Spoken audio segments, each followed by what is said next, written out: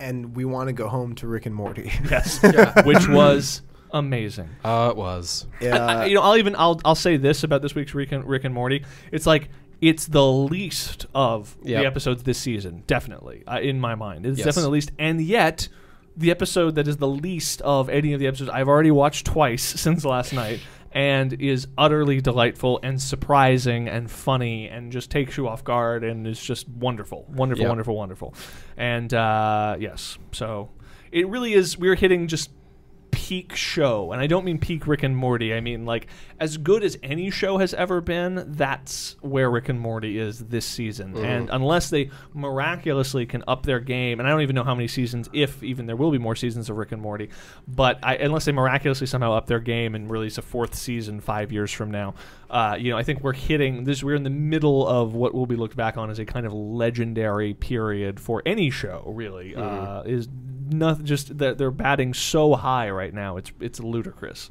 So, yeah. This week's episode was good. Yes, Armin, thoughts? I 100% agree. I think this week's episode was very, very funny. There are a couple moments that stick out to me, and I wish I had kind of watched some of the preview stuff that they had done for this episode before I watched the episode, because I watched it after. So leading up to this episode, they had these previews of like, who are the Vindicators? Who is World Ender? And they have this whole thing about like World Ender is the biggest, baddest bad guy you've ever seen. It's like if Thanos. You know what they were doing? They were setting up.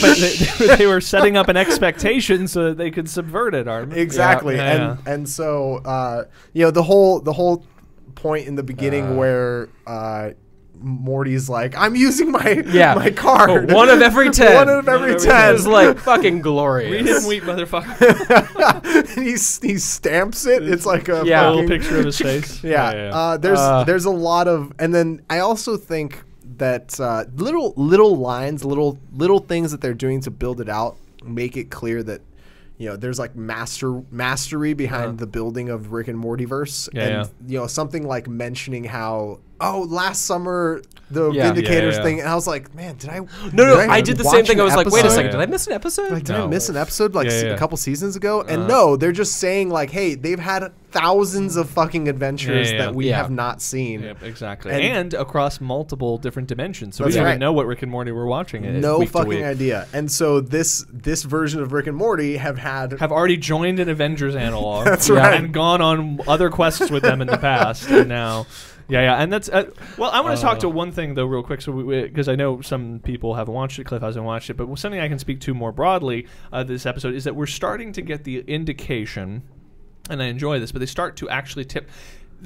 In previous seasons, previous episodes, they've made a lot of sport of the fact that like Morty is dumb and Morty is like subpar intelligent, and that's why they keep him around. And they even make a joke in this episode about how he's the mentally handicapped boy that we keep around for photo ops. And yet we have a series of things near the end of this episode where it's surprising even to Rick how competent and how intelligent Morty is becoming.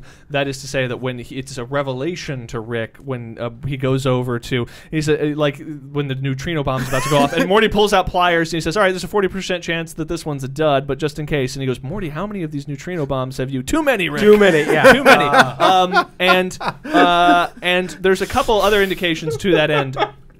And this reminded me of something that I had, again, it's just a dumb fucking fan theory, and it's a perfect kind of gimmicky, Westworldy fan theory that people love to harp on, but the notion that, in fact, Rick and Morty are the same person, and that at different stages in some sort of weird time vortex thingy, but Morty is his own grandfather? Yeah, or something like that. But basically the idea that the reason Rick is the smartest man in the universe is that because he is Morty and has grown up doing all of these adventures and cultivating all of this knowledge as a result of having been Rick's sidekick, and then becomes Rick later on, with the one point of direct indication of that being, that the people who were kind of advocating this theory harping on is that in the first episode of this season, when they're in the Shoney's and they go and they visit his completely fabricated backstory, there's one throwaway line that you see Rick and he has short hair and he's wearing slightly different clothing, and he says, oh yeah, that's me, I used to wear blue pants, and like you see him wearing blue pants, and Morty wears blue pants, and it was such a throwaway silly line, I used to wear blue pants, but Morty always wears blue pants. Good point. So I'm just saying, just putting that out there. That would be really cool. I don't think that would take anything away from how good this has been. Yeah. And it's like the whole, and again, you talk about subverting expectation. That keeps coming up as like something that Game of Thrones isn't doing, and something that Rick and Morty does masterfully.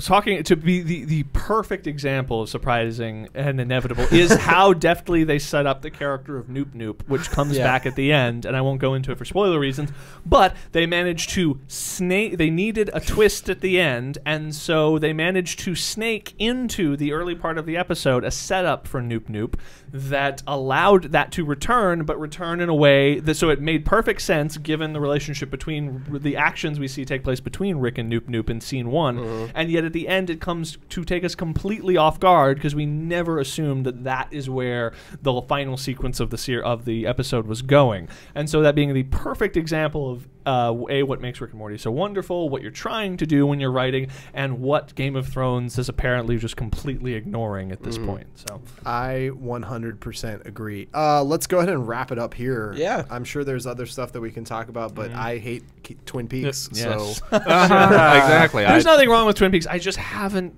made it around to watching it yet. Yeah. I'm going to continue It's an not investment. making it around to watching it.